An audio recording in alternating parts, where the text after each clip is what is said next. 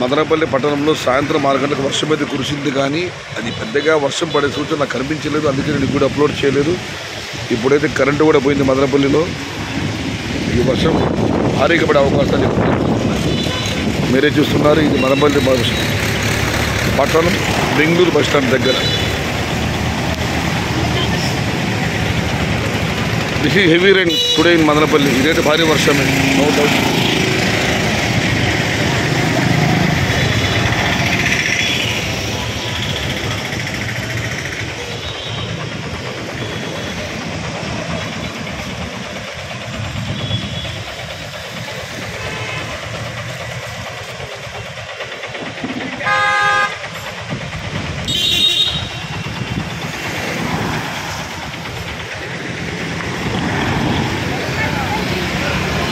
ఖచ్చితంగా ఇది భారీ వర్ష సూచనే.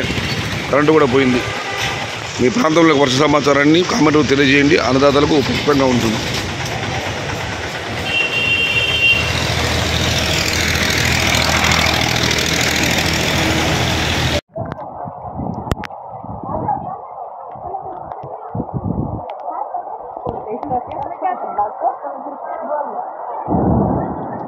ఉరుములు మెరుపులు, భారీ వర్షమే, సందేహమే లేదు.